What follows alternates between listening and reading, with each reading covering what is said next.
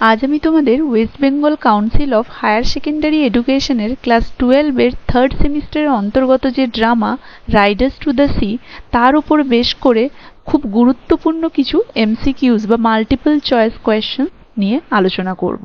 Third সেমিস্টারে তোমাদের drama থেকে এমসিকিউজ মাল্টিপল চয়েস কোয়েশ্চেনই আসবে, ডেসক্রিপটিভ টাইপ কোয়েশ্চেনগুলো তোমাদের ফোর্থ সেমিস্টারে আসবে। তাই প্রত্যেকটা টেক্সটের মতো ড্রামা থেকেও আমি তোমাদের খুব গুরুত্বপূর্ণ কিছু মাল্টিপল চয়েস কোয়েশ্চেন্স আলোচনা করে দিচ্ছি।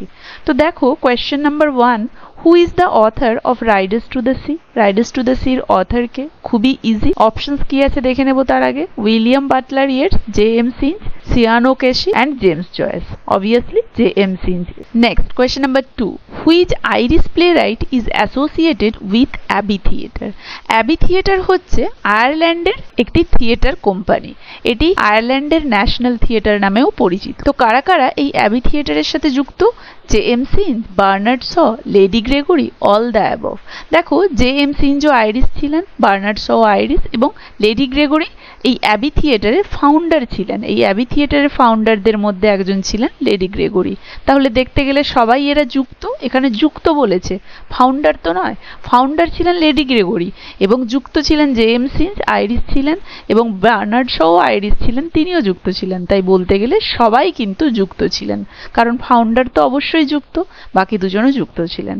So the answer will B all the above, সবাই। তাহলে অ্যাবি থিয়েটারের সাথে এরা সবাই যুক্ত ছিলেন। Next question, question number 3, in which year was Riders to the C first perform? প্রথম কোন সালে রাইডার্স টু দ্য সি অভিনীত হয়েছিল? 1904, 1907, 1912, 1915. Right answer will B 1904, 1904। 1904 সালের 25 ফেব্রুয়ারিতে এটা প্রথম অভিনীত হয়েছিল। এখানে অ্যান্সারে একটু ভুল রয়েছে, এটা হবে 1904 বা 1904। So the right answer will be option A, 1904। 1904 এর 25শে ফেব্রুয়ারি প্রথম অভিনীত হয়েছিল Riders to the Sea. Question number 4, what is the primary setting of Riders to the Sea? Riders to the সির মুখ্য সেটিং মানে স্থান কি ছিল? A city in Ireland, a rural farm, the Aran Islands, a castle. Obviously আমরা দেখেছিলাম Aran island ছিল এর primary setting, the Aran Island. So the right option will be option C, the Aran Island. Next, question number 5, who is the matriarch of the family in Riders to the Sea? Matriarch মানে মাতৃকেন্দ্রিক প্রধান বা ফ্যামিলিতে মহিলাদের মধ্যে কে প্রধান ছিল? ম্যাট্রিয়ার্ক মানে মাতৃকেন্দ্রিক। তাহলে ফ্যামিলিতে নারীদের মধ্যে কে প্রধান ছিল রাইডার্স টু দ্য সিতে? Nora, Cathleen, Maurya, Bridget. Obviously Maria, কারণ মারিয়া তাদের মা ছিল এবং ফ্যামিলিতে সেই ছিল প্রধান। তাই right answer will be Maurya, option C. Next question, question number 6, which of Maurya's son is still alive at the beginning of the play? এই নাটকের শুরুতে মারিয়ার কোন পুত্র তখনও পর্যন্ত জীবিত ছিল? মাইকেল, বাটলে, জন, নান। অবশ্যই বাটলে জীবিত ছিল, আমরা নাটকের শুরুতে দেখেছি যে মারিয়ার বাকি ছেলেদের আর কোনো খবর নেই, শুধুমাত্র বাটলেই জীবিত রয়েছে। Next question, question number 7, what tragic event occurs at the end of the play? এই নাটকের একদম শেষে কি দুঃখজনক ঘটনা ঘটেছিল? মাইকেল রিটার্নস হোম, মাইকেল বাড়ি ফিরে এসেছিল। Bartley drowns at sea, Bartley সমুদ্রে ডুবে গিয়েছিল। Maurya leaves the island, Maria island বা দ্বীপ ছেড়ে চলে গিয়েছিল। The family moves to the city, এই দুটো তো কোনোটাই নয়। Obviously Bartley drowns at sea, কারণ আমরা নাটকের শেষে দেখেছি ফ্যামিলির যে ছোট পুত্র, শেষ পুত্র বাটলে, সে সমুদ্রে ডুবে মারা গিয়েছিল। এটাই ছিল এই নাটকের শেষের সব থেকে করুণ ঘটনা। So the right option will be option B. Next question, question number 8, what does Cathleen hide in the turf loft? Turf লটে মানে ওই যে মাচাতে, রান্নাঘরে যে উপরের দিকে মাচা করা ছিল টার্ফ লট, সেটাতে ক্যাথলিন কি লুকিয়েছিল? আ বান্ডিল অফ ক্লোথস, জামা কাপড়ের একটি bundle, a letter from Michael, মাইকেলের থেকে আসা একটি চিঠি, a broken oar or a piece of rope. কি লুকিয়েছিল? Obviously a bundle of cloth, option A will be the right answer. কারণ মাইকেলের ওই জামা কাপড়গুলো যে বান্ডিল করে দিয়েছিল তাদেরকে, সেইগুলো মাইকেলের প্রকৃত কাপড়ের সাথে মিলিয়ে দেখার জন্য সেগুলো মায়ের চোখের আড়াল করতে তারা ওখানে তুলে রেখেছিল। Next question, question number 9, who is the young priest in the play? Young priest কে ছিল ওই গল্পে? A local healer, a friend of Maurya, a new arrival to the island, a fisherman. তাহলে লোকাল হিলার মানে, healer মানে কি? যে শান্তি প্রদান করে, নাকি মৌরিয়ার বন্ধু, নাকি ওই দ্বীপে আসা একজন নতুন ধর্মযাজক টাইপের, না ফিশারম্যান? কে ছিল? Obviously a new arrival to the island, option C will be the right answer. Next, question number 10. What does Bartley plan to attend in Riders to the Sea? বার্টলের কি প্ল্যান ছিল riders to the C attend করার, মানে সমুদ্রে পাড়ি দেওয়ার পেছনে বার্টলের প্ল্যানটা কি ছিল? অপশনস কি কি আছে দেখে নেব। The sheep auction in Kerry, কেরিতে শিপদের যে নিলাম, শিপ মানে ভেড়া, অকশন মানে নিলাম, নিলাম। The cattle market in Galway, গালওয়েতে ক্যাটল মানে গবাদি পশুদের যে বাজার সেটার জন্যে। The fishing festival in Donegal, ডোনেগালে যে মাছের যে ফেস্টিভ্যাল হয় সেজন্যে। নাকি the horse fair in Connemara, নাকি কোনেমারাতে ঘোড়াদের যে মেলা হয় সেজন্য। Obviously option D will be the right answer, কারণ আমরা দেখেছিলাম বার্টলে কোনেমারাতে যে হর্সের ফেয়ার হয় সেখানে যেতে চেয়েছিল, সেই জন্য সে সমুদ্রে পাড়ি দিয়েছিল। So the answer will be the horse fair in Connemara. Next question, question number 11. What is the central theme of Riders to the Sea? তাহলে রাইডার্স টু দ্য সি এর সেন্ট্রাল থিম কি ছিল? Love and betrayal, the struggle of power, the inevitability of death, the pursuit of happiness. তাহলে love and betrayal ভালোবাসা এবং প্রতারণা, the struggle of পাওয়ার ক্ষমতার জন্য সংগ্রাম, দ্য ইনএভিটেবিলিটি অফ ডেথ যে অবশ্যম্ভাবী মৃত্যু সেটা, নাকি the pursuit of happiness. Pursuit মানে হচ্ছে কোনো কিছু পাওয়ার উদ্দেশ্যে প্রচেষ্টা করা, কোনো অভীষ্ট সাধনের উদ্দেশ্যে চেষ্টা করা বা অনুসরণ করা বা সাধন। তাহলে বলছে যে এগুলোর মধ্যে কোনটা রাইডার্স টু দ্য সির সেন্ট্রাল থিম? অবভিয়াসলি আমরা দেখতে পাচ্ছি দ্য ইনএভিটেবিলিটি অফ ডেথ, যে অবশ্যম্ভাবী মৃত্যু যাকে ঠেকানো যাবে না সেটাই। তাহলে the right answer will be option C, the inevitability of death. Next question, question number 12. In the play, what does the sea symbolize? এই যে নাটকে সমুদ্রটা কিসের প্রতীক? A source of livelihood, the power of nature, a means of escape, all the above. তাহলে বলছে a source of livelihood, জীবিকার উৎস, the power of nature, প্রকৃতির শক্তি, a means of escape, escape মানে এখানে to get free, উদ্ধার পেয়ে যাওয়া। তাহলে এখানে উদ্ধার পেয়ে যাওয়া বলতে দেখো জীবন থেকে উদ্ধার পেয়ে যাওয়াও এখানে বোঝাতে চাইছে, কারণ যারা যারা এই সমুদ্রে গিয়েছিল তারা জীবন থেকে উদ্ধার পেয়ে গেছে, মানে মারা গিয়েছে। তাহলে সেদিক থেকে মিনস অফ এসকেপও বোঝাচ্ছে। আর পাওয়ার অফ নেচার তো অবভিয়াসলি, কারণ সমুদ্র তো প্রকৃতিরই একটা অংশ এবং সমুদ্র তার যে সর্বোচ্চ ক্ষমতা প্রদর্শন করেছে এখানে, সমুদ্রেই সবাই ডুবে মরে যাচ্ছে, সমুদ্র সবার প্রাণ কেড়ে নিচ্ছে। তাহলে সমুদ্রের যে কি পাওয়ার সেটা আমরা বুঝতে পেরেছি, ধ্বংস করে দিচ্ছে, মানুষের জীবন নিয়ে নিচ্ছে। সোর্স অফ লাইভলিহুড অবশ্যই, কারণ ওই অ্যারান আইল্যান্ডের যে অধিবাসীরা তাদের জীবিকা ওই সমুদ্রের উপরেই নির্ভর করে। তাহলে এখানে the right answer will be option D, all the above. এখানে সমুদ্র এই সব কিছুরই প্রতীক, কোনো একটার নয়, সব কিছুরই প্রতীক হয়ে এখানে আমরা সমুদ্রকে দেখতে পাচ্ছি। Okay, next question, question number 13. What role does the young priest play in this story? তাহলে যে ইয়াং প্রিস্ট, যে ইয়াং ধর্মযাজক, তিনি কিসের রোল প্লে করেছেন এই নাটকে? হি প্রোভাইড স্পিরিচুয়াল গাইডেন্স, তিনি আধ্যাত্মিক নির্দেশনা প্রদান করেছেন। He offers Maurya solace and reassure her that God will protect Bartley, তিনি মারিয়াকে সান্ত্বনা দিয়েছেন এবং তাকে নিশ্চিত করেছেন যে তার পুত্র বার্টলেকে ভগবান রক্ষা করবে। He delivers the news of Michael's death, তিনি মাইকেলের মৃত্যুর খবরটা দিয়েছেন। অল দ্য অ্যাবভ, সব কিছুই ওপরের এগুলো। অবশ্যই এই সব কাজগুলোই তো আমরা তাকে করতে দেখেছি। তিনি এই দ্বীপবাসীর স্পিরিচুয়াল গাইডেন্স হিসেবে কাজ করেছেন, তিনি মারিয়াকে সান্ত্বনা দিয়েছেন এবং বলেছেন বার্টলেকে ভগবান রক্ষা করবে, ও মারা যাবে না, এটাও তো বলেছিলেন উনি।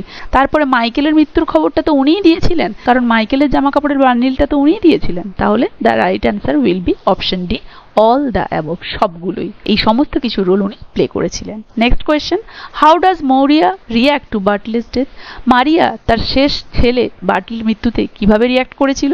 C becomes angry and bitter, খুবই রেগে গিয়েছিল, তিক্ত হয়ে গিয়েছিল। She makes peace with her fate and accepted, শান্ত হয়ে গিয়েছিল এবং ভাগ্যকে মেনে নিয়েছিল। She decide to leave the island, সে ওই দ্বীপ ছেড়ে চলে যাবে সিদ্ধান্ত নিয়েছিল। নাকি she blames the young priest for Bartley's death, নাকি ওই ইয়াং প্রিস্টকে বার্টলের মৃত্যুর জন্য দায়ী করেছিল? না, এটা তো নয়। তাহলে the right answer will be she makes peace with her fate and accepted, কারণ বার্টলের দেহটা যখন নিয়ে আসা হয় আমরা দেখেছিলাম সে একদম স্থির, তার চোখ দিয়ে কোনো জলও বেরোচ্ছে না, সে চুপ হয়ে আছে, যেন শান্ত হয়ে আছে, কোনো রকম উন্মাদনা তার মধ্যে দেখা যাচ্ছে না, কোনো রকম নড়নচড়ন দেখা যাচ্ছে না। সে দুঃখের বোঝাতে বা দুঃখের ভারে একদম চুপ হয়ে গেছে, সে ভাগ্যকে মেনে নিয়েছে, কারণ তার আগে এতজন পুত্র তার মারা গিয়েছিল, তাই বার্টলের মৃত্যুটা তাকে এতটাই কঠোর, এতটাই স্থির করে দিয়েছে যে she makes peace with her fate and accepted, সে এটাকে গ্রহণ করে নিয়েছে। That is the right answer, option B. Next question, what does the one act structure of Riders to the Sea emphasize? তাহলে রাইডার্স টু দ্য সির এই one act যে structure, Riders to the C বলেছিলাম একটা one act play, কারণ traditionally প্লেগুলো one অ্যাক্টের থেকে আরও বেশি act হয় এবং সেখানে অনেকটা টাইম টেকিং হয়, কিন্তু ওয়ান অ্যাক্ট প্লে এটা বলেছিলাম একটা ছোট্ট প্লে যেখানে একটাই দৃশ্য রয়েছে এবং এই প্লেগুলোতে সাধারণত একটা পার্টিকুলার ইভেন্ট বা ইনসিডেন্টকে ফোকাস করে হয়। এগুলোর ডিউরেশন বেশিক্ষণ ধরে হয় না, খুব জোর 20 থেকে 40 মিনিট হয়। তাহলে এখানে ওয়ান অ্যাক্ট প্লের এই স্ট্রাকচারটা কি এমফাসাইজ করেছিল, কিসের উপরে বেশি জোর দিয়েছিল? The beauty of the sea, সমুদ্রের সৌন্দর্য, দ্য পাওয়ার অফ রিলিজন, ধর্মের ক্ষমতা, দ্য ইনএভিটেবিলিটি অফ ফেট, ভাগ্যের যে অবশ্যম্ভাবী পরিহাস সেটাই, মানে ভাগ্যে যেটা আছে সেটা যে হবেই সেটাই দেখিয়েছিল, নাকি দ্য ইম্পর্টেন্স অফ ফ্যামিলি, নাকি পরিবারের গুরুত্বটা? Obviously the right answer is the inevitability of fate. এটাই তো এখানে জোর দিয়ে দেখানো হয়েছিল, অবশ্যম্ভাবী যে ভাগ্যে রয়েছিল মৃত্যু, তাই মৃত্যু অবশ্যই ঘটেছে সেখানে। নেক্সট দেখো question number 16, what Literary device is prominently used in Riders to the C? Literary device, কি লিটারারি ডিভাইস এখানে ইউজ করা হয়েছে? অ্যালিগরি, রূপক, আয়রনি, বিদ্রূপ, ফোরশ্যাডোয়িং, পূর্বাভাস, নাকি স্যাটায়ার, ব্যঙ্গ? এখানে দেখো পূর্বাভাস, কারণ মৃত্যু ঘটার আগেই অনেক ধরনের আভাস এখানে দেওয়া হচ্ছিল, তাই the right answer will be foreshadowing, পূর্বাভাস। Next question number 17, how does scenes depict the uncertainty of human life in the play? Scenes কিভাবে মানুষের জীবনের আনসার্টেইনটি, অনিশ্চয়তাটা এখানে এই নাটকে তুলে ধরেছিল বা চিত্রিত করেছিল? থ্রু দ্য আনপ্রেডিক্টেবল ওয়েদার, এই যে আনপ্রেডিক্টেবল, যেটাকে প্রেডিক্ট করা যায় না, নির্ধারণ করা যায় না আগে থেকে, সেই ধরনের ওয়েদার দেখিয়ে? By showcasing the frequent deaths at sea, ঘন ঘন মৃত্যু প্রদর্শন করে, মানে এত মৃত্যু দেখিয়ে?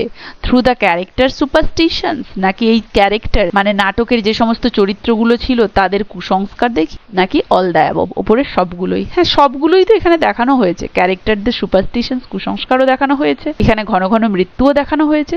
এছাড়া এখানে এই যে আনপ্রেডিক্টেবল ওয়েদারকে আগে থেকে নির্ধারণ করা যাচ্ছে না, প্রেডিক্ট করা যাচ্ছে না, গণনা করা যাচ্ছে না, এটাও তো দেখানো হয়েছে। তাহলে the right answer will be option D, all the above. এই সমস্ত কিছুর মাধ্যমে সিনস এই নাটকে আনসার্টেনটি অফ হিউম্যান লাইফকে তিনি দেখিয়েছেন, মানে মানুষের জীবনের অনিশ্চয়তাটাকে তিনি এই সমস্ত কিছুর মাধ্যমেই এখানে এই নাটকে তিনি চিত্রিত করেছেন বা দেখিয়েছেন আমাদেরকে। Next question number 18, what is the significance of the cloak in the play? তাহলে ওই যে ক্লোকের ওই যে লুজ কোটটা ছিল তার তাৎপর্য কি ছিল এই নাটকে? It symbolises the family's connection to the sea, এটা দেখিয়েছিল যে পরিবারের ওই সমুদ্রের সাথে যে কানেকশন সেটা। ইট প্রেজেন্টস মৌরিয়াস মর্নিং, এটা তাদের মা মারিয়ার যে দুঃখ প্রকাশ, শোক প্রকাশ, এটা দেখিয়েছিল। It is a gift from the young priest, এটা ইয়াং প্রিস্টের দেওয়া একটি উপহার ছিল। It's a symbol of Bartley's journey, এটা বার্টলে যে যাত্রা করবে এটা তার প্রতীক হিসেবে দেখানো হয়েছিল। কি ছিল এর তাৎপর্য, কি ছিল এই ক্লোকটার, মানে সেই কোটটার? It symbolises the family's connection to the sea, এটা কিসের তাৎপর্য বহন করে? না ওই পরিবারের যে সমুদ্রের সাথে কানেকশন, যে সম্পর্ক, সেটারই এটা তাৎপর্য বহন করে। Next question number 19, how does Synge use language and dialogue in the play? যে এম সিনস মানে রাইটার বা প্লে রাইট এখানে কি ধরনের ল্যাঙ্গুয়েজ বা ডায়ালগ এই নাটকে ইউজ করেছেন? To portray the harshness of life on the Aran Island, Aran আইল্যান্ডের অধিবাসীদের জীবনের যে দৃঢ়তা বা কঠোরতা সেটা পোর্ট্রে করতে। To highlight the characters education, যে চরিত্রগুলো রয়েছে সেই চরিত্রগুলোর শিক্ষাগত যোগ্যতা বা শিক্ষা বোঝাতে। টু ক্রিয়েট হিউমার, হাস্যরস উদ্রেক করতে। টু ডিসকাস ফিলোসফিক্যাল আইডিয়াস, নাকি দার্শনিক চিন্তা ভাবনা আলোচনা করতে। The first one will be the right answer. To portray the harshness of life on the Aran Island, Aran আইল্যান্ডে জীবনের যে কঠোরতা, যে নিষ্ঠুরতা, সেটাই পোর্ট্রে করছে এই নাটকের সমস্ত ভাষাগুলো। এই নাটকের ভাষার চয়নগুলো দেখে আমরা সেই দ্বীপের জীবনযাত্রার যে হার্সনেস সেটাই বুঝতে পারি। তাহলে right answer will be option A. Next question, what is the role of community in the lives of the character? Community মানে সম্প্রদায়ের রোল কি এই যে চরিত্রগুলো রয়েছে তাদের জীবনে, এখানে সম্প্রদায়ের রোল কি, মানে সম্প্রদায়গতভাবে এখানে কি দেখানো হয়েছে? They provide support and understanding, they share the burden of grief and loss, they showcase the interconnectedness of island life, all the above. অবশ্যই সবগুলোই, কারণ এখানে আমরা দেখতে পেয়েছি সাপোর্ট, আন্ডারস্ট্যান্ডিং, একে অপরকে সাহায্য করে, কারণ বাটলের দেহটাকে তো তারাই বয়ে এনেছিল, সেটাও আমরা দেখেছিলাম একে অপরকে সাহায্য করে, কফিন বানাতেও সাহায্য করছিল পাশাপাশি প্রতিবেশীরা। Share the burden and grief, অবশ্যই বোঝা এবং এই শোক ভাগ করে নিচ্ছিল, একে অপরের দুঃসময়ে উপস্থিত হয়ে সেখানে শোক প্রকাশ করছিল একসাথে সবাই মিলে। They showcase the interconnectedness of island life, অবশ্যই তারা পরস্পর সম্পর্কযুক্ত সেই দ্বীপের দ্বীপের অধিবাসীরা, তাই the right answer will be option D, all the above. এই যে নাটকের চরিত্রগুলোর মধ্যে সম্প্রদায় এখানে সব কিছুরই কাজ করছে, তারা একটা কমিউনিটি হিসেবে কাজ করছে, এই সমস্ত কিছু তারা নিজেদের মধ্যে শেয়ার করছে। And the last question is, how does Nora differ from Cathleen in the play? দেখো নোরা ক্যাথলিনের থেকে কিভাবে আলাদা এই গল্পে। আমরা দেখেছিলাম গল্পে ক্যাথলিন হচ্ছে বড়, নোরা হচ্ছে ছোট। ক্যাথলিন সবসময় যুক্তি, প্র্যাকটিক্যাল এবং প্রাগমাটিক টাইপের ছিল, এবং নোরাকে খুব কম কথা বলতে দেখেছিলাম এবং বেশি অবজার্ভ করতে দেখেছিলাম, তাই তো? তাহলে দেখো, Nora is more trusting, sympathetic, patient than Cathleen. যে খুবই বিশ্বস্ত, সিম্প্যাথেটিক, সহানুভূতিশীল, পেশেন্ট, ধৈর্য সম্পন্ন দেন ক্যাথলিন, ক্যাথলিনের থেকে। নোরা ইজ মোর স্কেপটিক্যাল, সন্দেহবাদী, ইনডিফারেন্ট, উদাসীন অ্যান্ড ইমপেশেন্ট, অধৈর্য দেন ক্যাথলিন, ক্যাথলিনের থেকে। Nora is more assertive, controlling, emotional, assertive হ্যাঁবাচক, কন্ট্রোলিং, বেশি সবাইকে কন্ট্রোল করতে চান, এবং ইমোশনাল, আবেগপ্রবণ দেন ক্যাথলিন, ক্যাথলিনের থেকে। Nora is more practical, Nora বেশি যুক্তিবাদী, রেসপন্সিবল, দায়িত্ববান অ্যান্ড ফোকাস এবং নির্বোধ দেন ক্যাথলিন, ক্যাথলিনের থেকে। তাহলে দেখো, স্কেপটিক্যালটা তো হবে না, অ্যাসার্টিভ, কন্ট্রোলিং না, নোরা কন্ট্রোলিং কখনো ছিল না, বেশি ইমোশনও দেখা যায়নি। প্র্যাকটিক্যাল, রেসপন্সিবল না, ক্যাথলিন বড়, রেসপন্সিবিলিটিটা, প্র্যাকটিক্যাল ধারণাটা তার মধ্যে আমরা দেখেছি। তাহলে option A will be the right answer. Nora is more trusting, sympathetic and patient. অবশ্যই আমরা দেখেছিলাম দুই বোনের মধ্যে যখন কথা হয়, ক্যাথলিন অনেক সময় বেশি কথা বলেছিল, নোরা চুপ থেকে অবজার্ভ করেছিল, তাই নোরার আন্ডারস্ট্যান্ডিং পাওয়ারটা বেশি, তাই বলা যায় সে পেশেন্ট। সিম্প্যাথেটিক, সহানুভূতিশীল, এবং ট্রাস্টিং তো অবশ্যই, কারণ ওই জামা কাপড়গুলো গোপনে নিয়ে এসেছিল, এবং ক্যাথলিন বা দিদি যা যা বলেছিল সে সেগুলোই পালন করে গিয়েছিল, মায়ের সামনে সে এটা খোলসা হতে দেয়নি। তাই এই নাটকে আমরা দেখেছি নোরা হচ্ছে more trusting, sympathetic and patient than Kathleen. So the right answer will be option A. তো এখানেই রাইডার্স টু দ্য সির কোয়েশ্চেন গুলো শেষ হলো। আশা করি এগুলো তোমাদের সবার জন্য খুবই হেল্পফুল হবে, এগুলো খুবই ইম্পর্টেন্ট, কেউ মিস করবে না। ভিডিওটা কেমন লাগলো জানাবে, ভালো লাগলে একটা লাইক আর শেয়ার করে দেবে, আর যারা যারা আমার চ্যানেলটা সাবস্ক্রাইব করোনি কাইন্ডলি আমার চ্যানেলটা সাবস্ক্রাইব করে দেবে। তাহলে তোমরা সিলেবাসের উপরে সমস্ত টপিকের উপরে ডিটেলস, টেক্সট রিডিং এবং এমসিকিউজ এর উপরে সমস্ত ভিডিও পেয়ে যাবে আমার চ্যানেলে। আজ তাহলে এতদূর পর্যন্তই, দেখা হচ্ছে এর পরের ভিডিওতে নতুন একটা টপিক নিয়ে।